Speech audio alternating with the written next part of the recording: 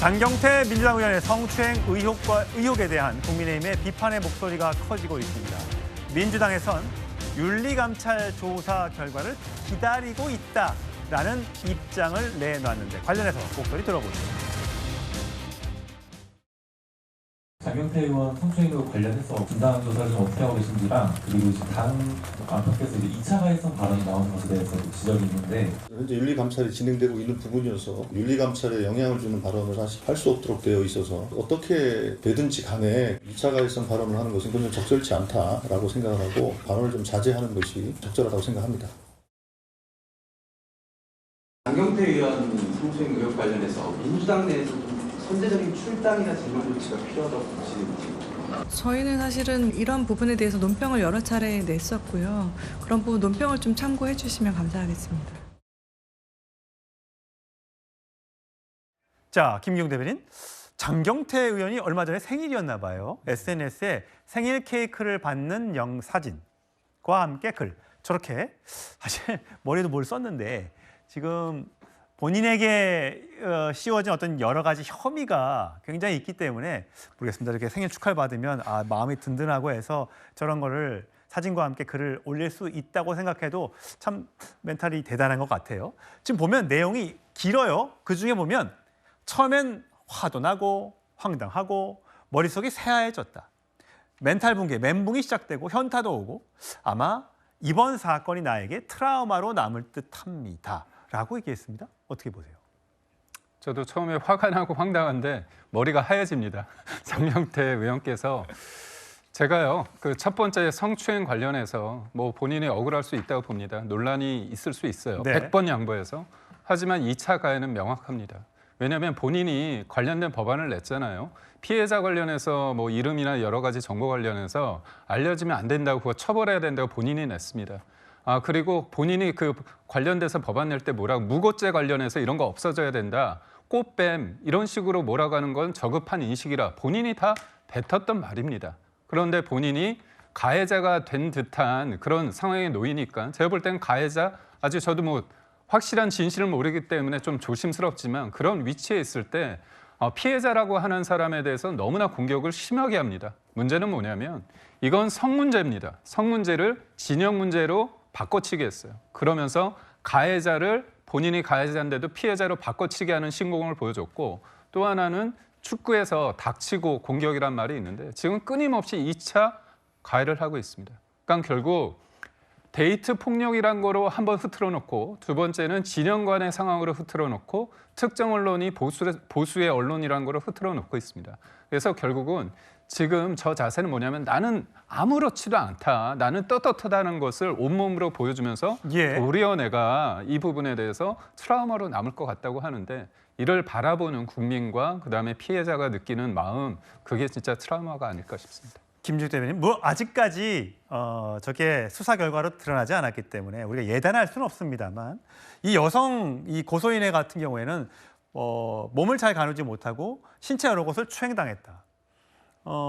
본 사람도 있고 나는 느꼈고 그리고 근데 하지만 민주당 쪽에서 나오는 여러 가지 이제 편을 드는 발언 등등이 2차 가해로 느껴진다라고 이야기를 하고 있어요. 그 보통 보면 우리가 큰 어떤 정신적 충격을 받으면 그 피해자가 트라우마를 겪기 마련인데 물론 장경태 의원은 본인이 피해자라고 생각하고 있는 것 같아요. 저 트라우마라는 단어를 쓴다는 것 자체에 어떻게 보세요? 글쎄요, 뭐 지금 양쪽 모두가 이번 사건을 가지고 트라우마를 겪을 수밖에 없는 상황이 되었다라고 저는 봅니다. 고소인도 그렇고 장경태 의원도 만약에 이것이 정말 본인이 주장하는 것처럼 무고가 밝혀진다면 그건 트라우마로 남겠죠.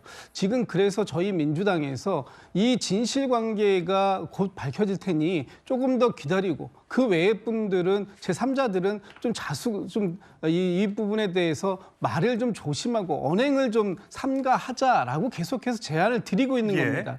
지금 저희가 방송에서도 이렇게 계속 저희가 한마디를 할 때마다 이 그 고소인 같은 경우에도 본인의 사건이 매일같이 언론에 노출되고 그것을 통해서 이걸 바라보는 사람들에 의하면 또다시 그것을 2차 가해라고 느낄 가능성이 굉장히 큰 상황 아닙니까? 예. 그렇기 때문에 저는 그 경찰이 신속하게 수사를 진행하고 있고 저희 민주당에서도 윤리감찰단에서 지금 이 감찰을 진행하고 있는 상황이기 예. 때문에 조금 더 신속하게 속도를 좀 내어주실 것을 좀 당부드리고 싶고 예. 그때까지는 어떠한 이유를 망라하고라도 이 부분들에 대해서 새로운 2차 가해가 발생하지 않도록 굉장히 신중하는 모습을 좀 보여줄 필요가 있겠다라는 생각을 또 한 번 예. 좀 당부의 말씀으로 드리고 싶습니다. 장경태 의원을 지지하는 또 민주당 의원들은 응원하고 싶은 마음이 있겠습니다만 그게 또 2차 가해가 될 수도 있다는 점을 좀 생각하시면 좋을 것 같아요. 국민의힘에선 뭐 공작이다,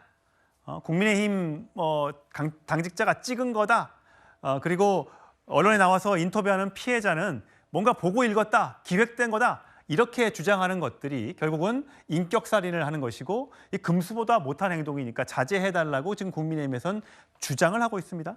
자, 성추임 부대변인. 그런데 국민의힘에서도 이 성추행 사건이 터졌습니다.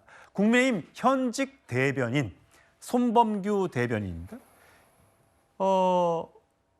2023년 일이더라고요. 과거에 있었던 일이 최근에 문제 제기가 돼서 성추행 사건이 있었다. 그러니까 인천 지역의 당협위원장을 하고 있는데 거기에 소속된 구의원이 장경태 의원과 비슷한 어떤 그런 사건으로 신고를 했는데 그게 잘 처리가 안 되고 있었나 봐요. 이게 문제가 제기가 됐고 결국 오늘 사의를 표명했고 당대표가 즉각 수리했다고 합니다.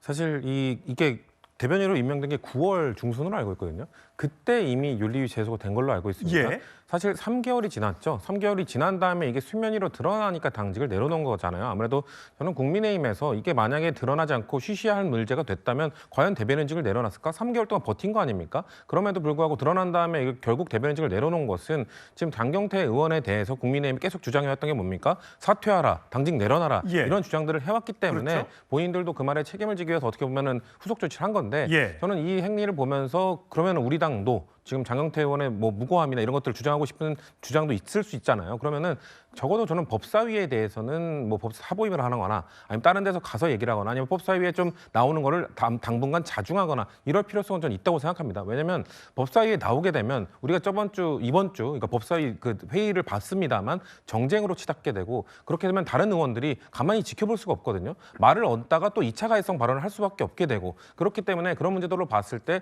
일단 뭐 국민의힘도 저런 식으로 나오니 아마 공세가 더 강해질 걸로 예측이 되기 때문에 당 지도부나 장경태 의원도 본인의 무고를 밝히고 싶다면은 조금 더 직을 내려놓는 게 좋겠다. 네, 그런 뭐 일단 적어도 저는 법사위에서는 내려오는 것이 필요하지 않겠나는 생각을 갖고 있습니다. 예, 김경태 의원도 이거 보고 놀라셨죠?